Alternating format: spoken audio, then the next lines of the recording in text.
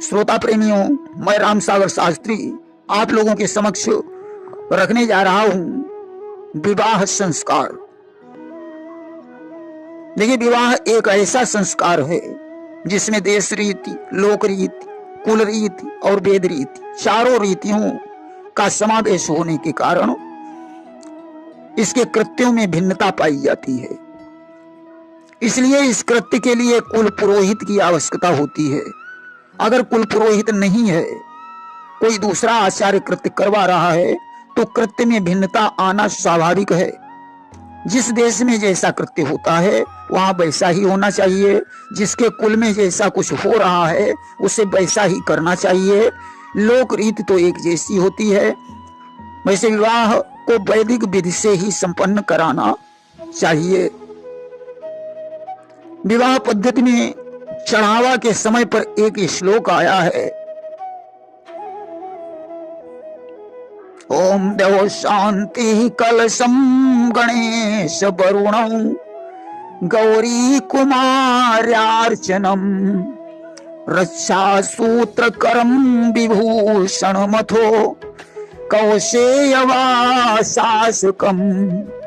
अंजल्या फल द्रव्य रत्न सहितम खर्जूरम पंचायनम सिंदूरम तिलकम ददाति मंत्रम एवं प्रदेयम क्रमात्। संपूर्ण वैवाहिक कार्यक्रम के लिए किसी कवि ने एक छंद लिखा है कि बर वरण कन्या वरण अरु बर तिलक ओली भरन लग्न धानम खंभरोपण कलश अरु गणपति पूजन छेई मागर मातृ पूजन तेल अरु कंकण बंधन वर निकासी द्वार चारम मंडपे बद्धागमन मंडपे वर पूजनम बिस्तर अर्घ पग धोबनम आचमन मधुपर्क वर्णम समंजनम पीतम करम साखोचारम कन्यादानम ग्रंथि बंधन होमजम सिंदूरा सिंदूरी पूजन तथा च अंतरपटम लाजा होमम कन्यावचनम वरवचन ध्रुव दर्शनम सुमंगली पुनी दुरागमनम बागस्थाली इत्यलम। देखिए, विवाह में मंडप को विष्णु का स्वरूप माना जाता है। इसमें आम का पटरा शुद्धता का प्रतीक है, गिलास धन का प्रतीक है, कलश वरुण आदि देवताओं का प्रतीक है, बांस की छड़ी वंश वृद्धि का प्रतीक है। गूंथ दोनों रिश्तों को मजबूती से बांधने का प्रतीक है। 7 गूंथ 7 जन्मों तक एक डोर में बंधे रहने का प्रतीक है। कुसमोज पतार मनोरथ पूर्ण का प्रतीक है। चूल्हा गृहस्थ जीवन का प्रतीक है तथा दीपक प्रकाश का प्रतीक माना जाता है। सूप अच्छाई को ग्रहण करने का प्रतीक है। मौर विष्णु के मुकुट का प्रतीक है और मौरी लक्ष्मी के मुकुट का प्रतीक है। फूल प्रसन्नता का प्रतीक है। फूलों की माला प्रसन्नता को गले में धारण करने का प्रतीक है। मेहंदी मानसिक शांति का प्रतीक है। पचिया त्याग का प्रतीक है। गोद भरना आशीर्वाद का प्रतीक है। कंकण तावीज का प्रतीक है। तेल पीड़ा नाशक होता है। महावर सुहाग की निशानी का प्रतीक है।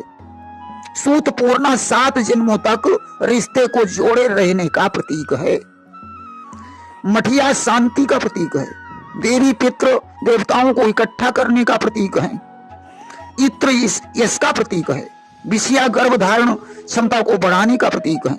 अंतरपट मृत्यु से निर्भयता का प्रतीक है। जयमाला लक्ष्मी विष्णु के विवाह की स्वीकृति का प्रतीक है। गणेश पूजन विघ्न न आने का प्रतीक है। काजल नजर न लगने का प्रतीक है। कुंवारी कन्या से मांग गौरी द्वारा सुहाग दान का प्रतीक है। चकिया ओखल मूसल पूर्वजों के जूसर मिक्सर हैं। इनसे पितृ प्रसन्न होते हैं। सिल और बटना पुरुषों का यंत्र है। मूसल से धान कूटना यानी समय चक्र की मार खाकर चावल रूपी शांति प्राप्त होना चावल शांति का प्रतीक है।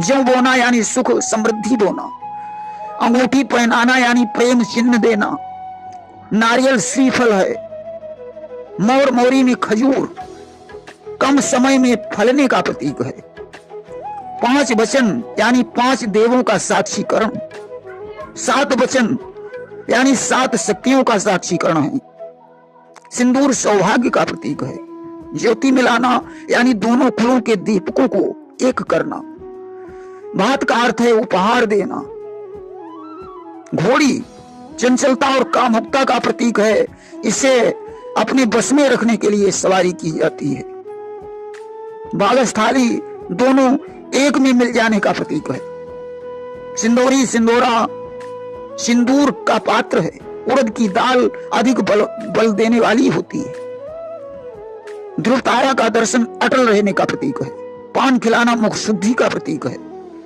हल्दी धन का प्रतीक है, गूंथ खुलवाने का मतलब है अब मजबूती आ चुकी है, गूंथ की जरूरत नहीं है, कंकन खुलवाने का मतलब है अब तावीज की जरूरत नहीं है, वर वधू द्वारा 7-5 लकड़ी मरवाने का अर्थ है मोद विनोद करना, यह लोक रीति मानी जाती है, जूता चुराने का मतलब है आनंद और विनोद करना, काली चूड़ी का मतलब है काले रंग पर किसी का रंग न चढ़ना, हरी चूड़ी बुध चंद्र का प्रतीक है, अतः हरी चूड़ी भी श्रेष्ठ मानी जाती है।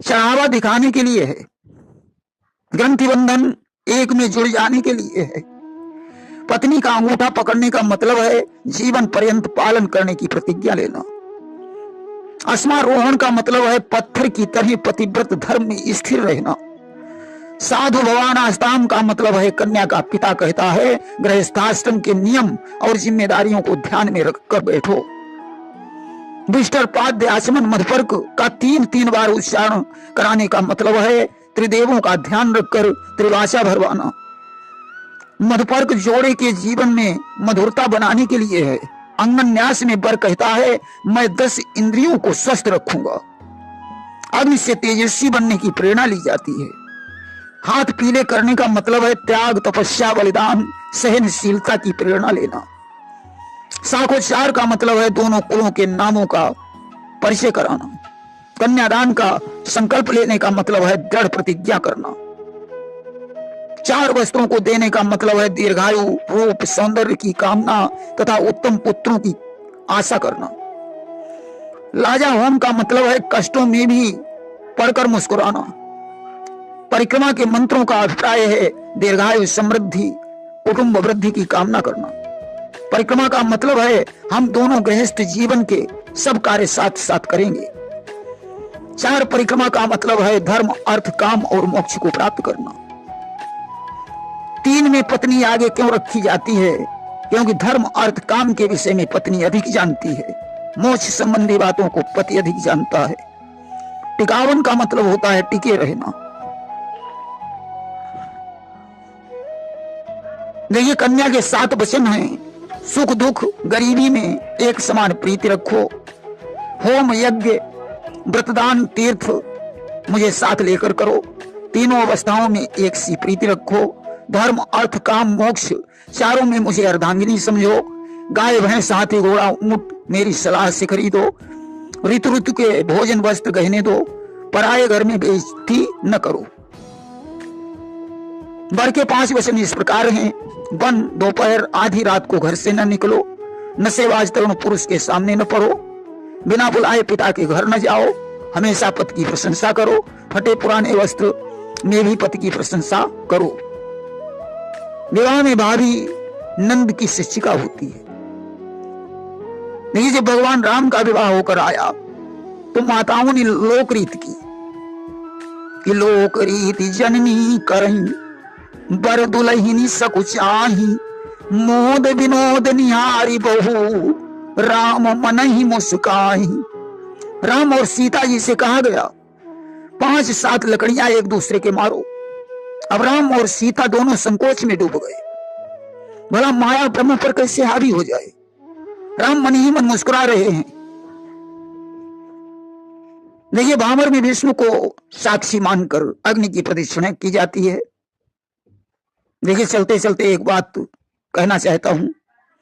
सिंदूर एक पौधा से प्राप्त होता है जो शरद ऋतु में फलता है।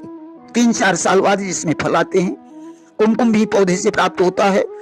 सिंदूर, काजल, बिंदी, मेहंदी, चूड़ी, पायल बांटने से पति का प्रेम बढ़ जाता है। माथे का सिंदूर कभी किसी को नहीं देना चाहिए।